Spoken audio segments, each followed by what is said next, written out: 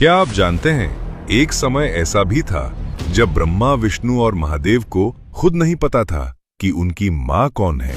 ये कहानी है ब्रह्मांड के उस रहस्य की जिसे बहुत कम लोग जानते हैं। देवी भागवत पुराण के अनुसार सृष्टि के आरंभ से पहले, जब समय भी पूरी तरह जागा नहीं था, तब त्रिदेव ब्रह्मा, विष्णु और महेश एक गहरे प्रश्न में डूबे हुए थे।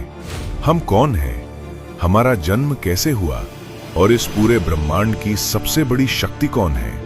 तभी पूरे ब्रह्मांड में एक दिव्य प्रकाश फैला और एक आकाशवाणी हुई, मणिद्वीप में आओ। मणिद्वीप एक ऐसा रहस्यमय लोक जो स्वर्ग से भी ऊपर माना जाता है, जहां समय रुक जाता है, जहां सिर्फ दिव्यता का अस्तित्व है। और वहां विराजमान है आदि शक्ति माता ललिता त्रिपुर सुंदरी।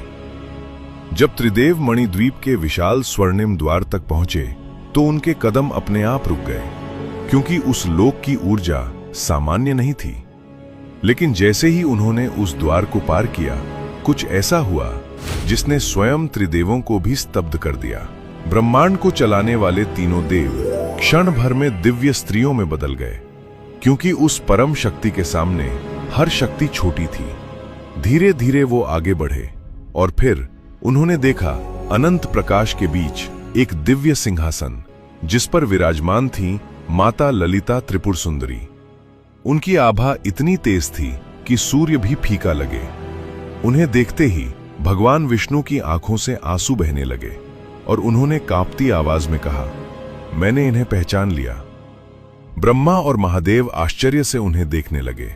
तब विष्णु बोले, जब महाप्रलय के समय पूरा ब्रह्मांड जल में डूब चुका था और मैं एक छोटे से बालक के रूप में बरगद के पत्ते पर तैर रहा था, तब यही वो माँ थी जिन्होंने मुझे अपनी गोद में सुलाया था। इन्होंने ही मुझे लोरी सुनाई थी। उस क्षण त्रिदेव समझ गए कि सृष्टि बनाने वाले भी किसी और शक्ति से जन्मे हैं, और वो शक्ति है आदि शक्ति, जगजननी माता त्रिपुर सुंदरी। उस दिन ब्रह्मा, विष्णु और महादेव ने जाना कि पूरे ब्रह्मांड की सबसे पहली शक्ति एक माँ है, और शायद इसी वजह से सनातन में माँ को भगवान से भी ऊपर माना गया है। अगर आपने आज कुछ नया जाना तो कमेंट में लिखो, जय माता दी।